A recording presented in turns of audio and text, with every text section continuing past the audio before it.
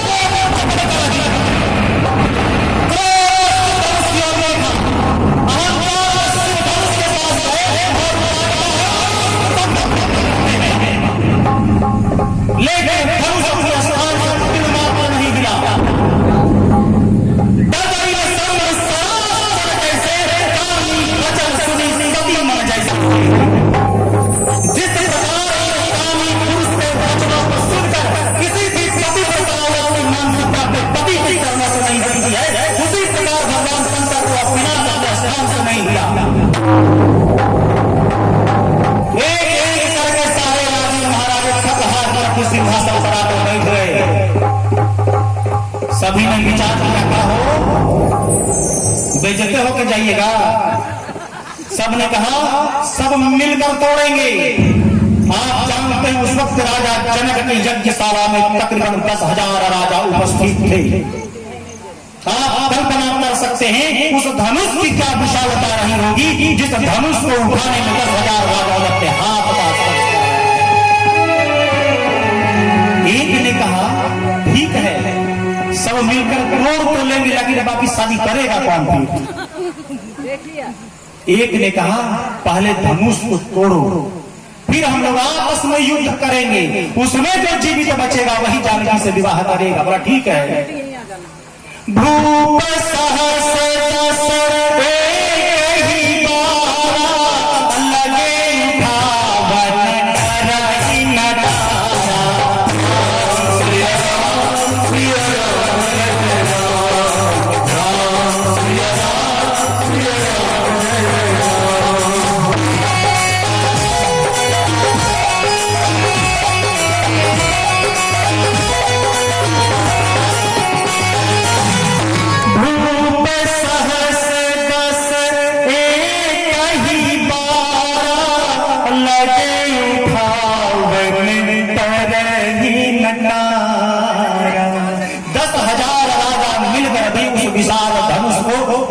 उसके स्थान से हिला नहीं सकता।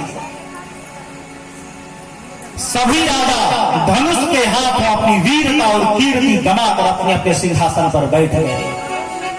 राजा जनक अपने सिंहासन से अभी सारे कृत्य को देख रहे थे। अब उनसे रहा नहीं गया, राजा जनक उठकर अपनी जगह पर खड़े हो गए। राधे श्याम रामायण में वर्णन है। राजा जनक कहते हैं, हे दीप दीप के राजाओं, किसे कहूं बलशाली है, आज हमें विश्वास हुआ धरती वीरा से खाली है।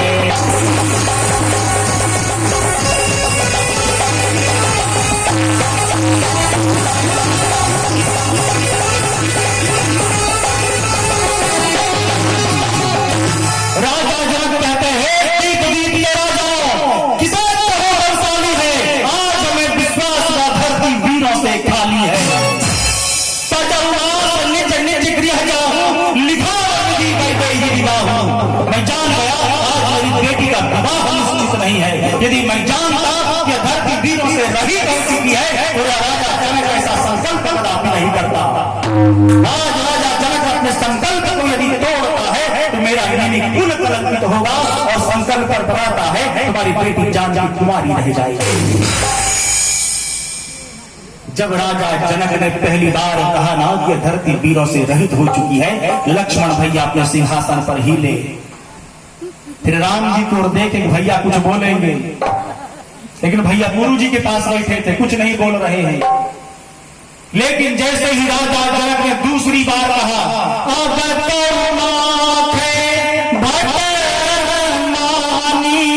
वीर विहीन मही मैं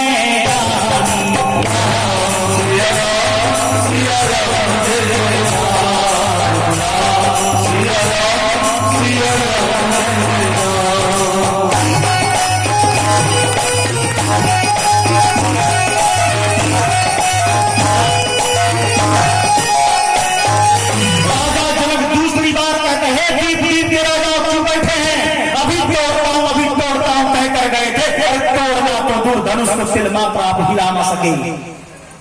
अब चरित्र माथे भटमानी वीर विहीन रही मैदानी, कोई अपने आप को वीर नहीं कहेगा। जैसे ही राजा जनक ने दूसरी बार कहा ना कि धरती वीरों से रहित हो चुकी है, लक्ष्मण भैया कमर करके सिंहासन माथे लखन कुटिल भई है रद रद खरकट मैंने साहे। लक्ष्मण जी की बुराई करने लगी, निंद वाले चुटकी में भेटी कुटिल हुई, लोगों ने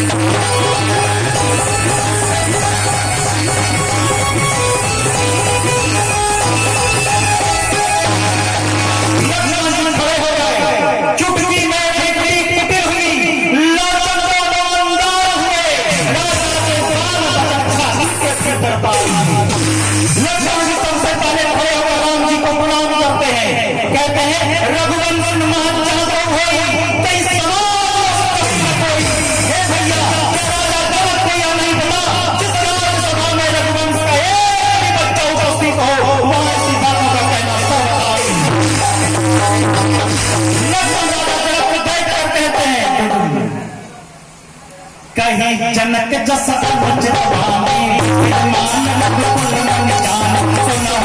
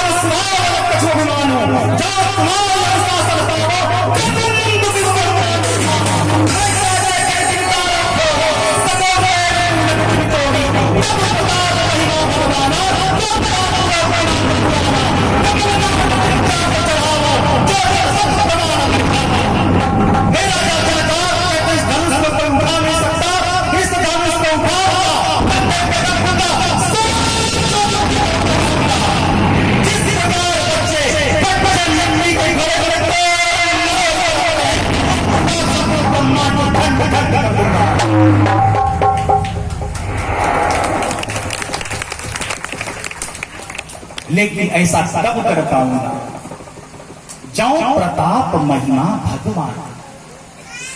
आमतौर पर जब कोई व्यक्ति क्रोध में रहता है तो उसका विवेक शून्य हो जाता है। आज लक्ष्मण भैया क्रोध में है लेकिन फिर भी विवेक जागृत है। संपूर्ण रामचरितमानस में 2 प्रसंग ऐसा है जहां योद्धा क्रोध में भी है लेकिन सावधान भी है, विवेक भी जागृत है। एक लक्ष्मण भैया का यहाँ और दूसरा रावण का। जब दशानन रावण मां जानकी का हरण करने आया ना, मां जानकी फटकार की, रे दुष्ट दशानन, हमारी पति की अनुपस्थिति में तू मेरा बला का हरण करना चाहता है, इसका अर्थ है तुझे मृत्यु प्रिय है। उस वक्त रावण को इतना कह देना ही बहुत बड़ी बात थी। जानकी के वचनों को सुनकर सुने दस सीसा मन महु चरण वंद सुख माना। जानकी के वचनों को सुनकर रावण क्रोध में आया। सुनत वचन 10 शीश रिसाना, अर्थात गुस्सा गया। लेकिन अगले ही पल मन महु चरण वंदी सुख माना, अगले ही पल रावण ने मां जानकी के चरणों को मन ही मन प्रणाम किया है, वंदना की।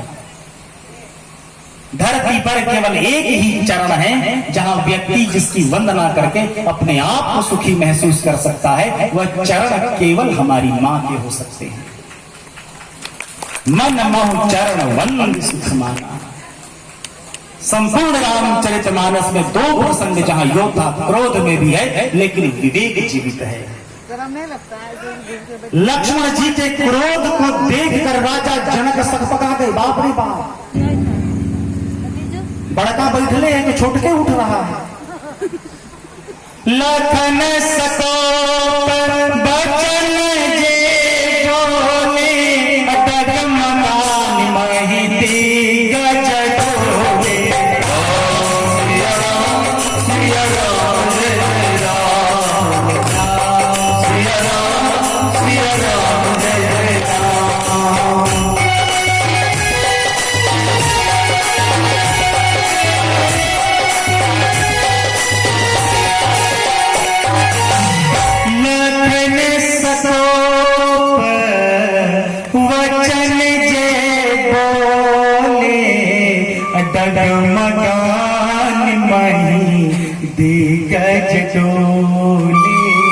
लक्ष्मण जी ने गर्जना की है जनकपुर में, लेकिन नवों दसों दिक्पाल अपनी धूरी पर कांप उठे लक्ष्मण जी की गर्जना सुनकर। यह लक्ष्मण का क्रोध है। लक्ष्मण क्रोध में इतने थे ना, बार-बार धनुष को छूने जा रहे थे। जानकी जी ने मन ही मन राम जी को कहा, रोकिए, कहीं उठा न ले। गुरु जी ने सोचा कहीं तोड़ न दे। गुरु जी ने कहा, राम बुलाओ जल्दी। राम भी सोचे, बताइए, तोड़ना हमको है, ठीक है, उछल रहा है।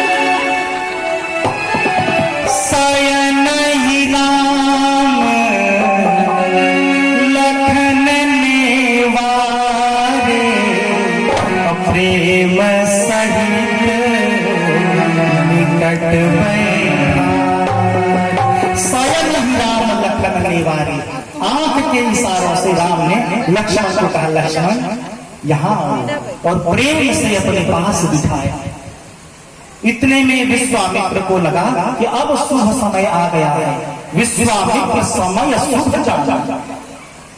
विश्वामित्र ने कहा, राम उठो राम धन जाओ भव चापा, मेटहु तात जनक परिताप।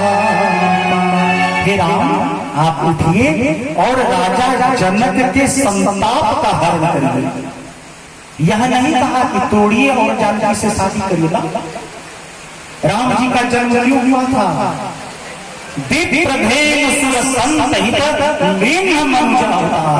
ब्राह्मणों की रक्षा के लिए, संत की रक्षा के लिए, धर्म की रक्षा के लिए और गौ की रक्षा के लिए भगवान धरती पर आए।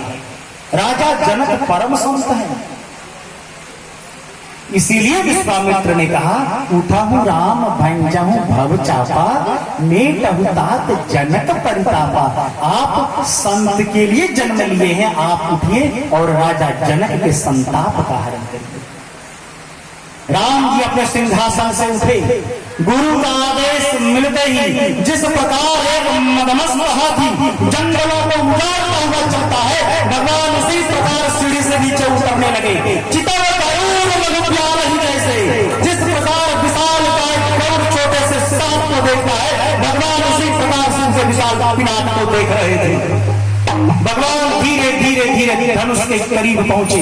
धनुष की परिक्रमा करते हैं और मन ही मन तीन गुरुओं को एक साथ प्रणाम करते हैं। सबसे पहले अयोध्या के कुल गुरु ब्रह्म ऋषि वशिष्ठ को प्रणाम करते हैं। फिर साथ में गुरु विश्वामित्र को प्रणाम करते हैं और सबसे अधिक जिनका यह धनुष था, विश्व गुरु भगवान शंकर को प्रणाम करते हैं। भगवान ने परिक्रमा की और मध्य भाग से धनुष को उठाया है। ते ही छन राम मध्य धन तोरा, भगे भुवन धुनि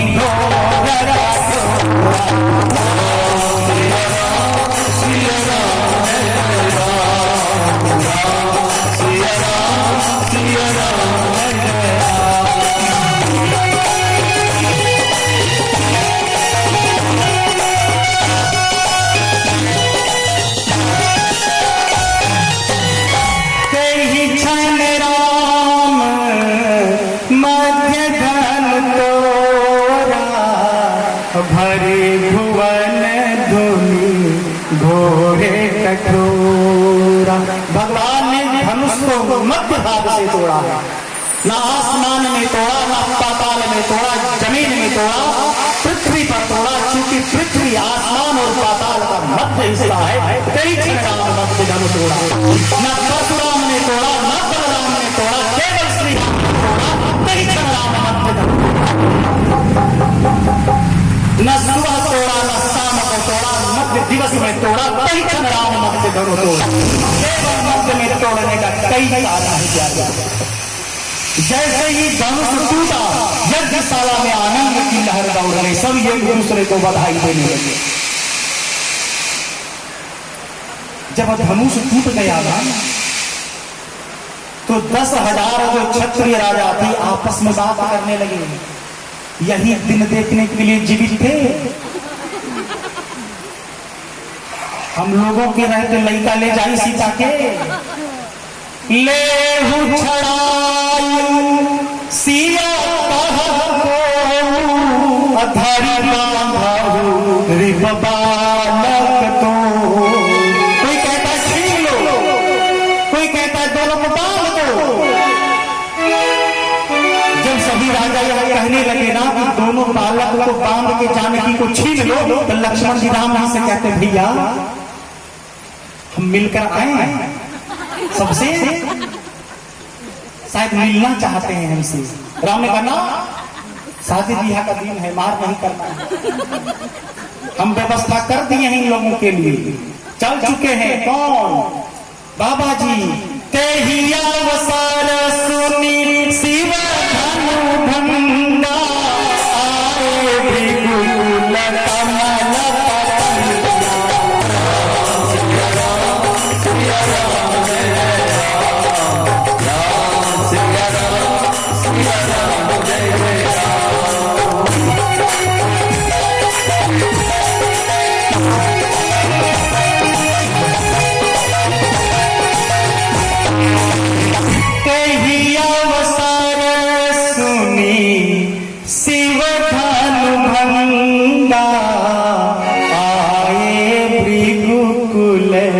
कमल पतंगा।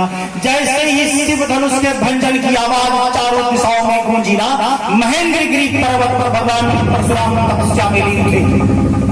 जैसे ही आवाज सुनी, समझते देर नहीं लगी कि उनके आराध्य भगवान शंकर का धनुष किसी ने खंडित कर दिया है।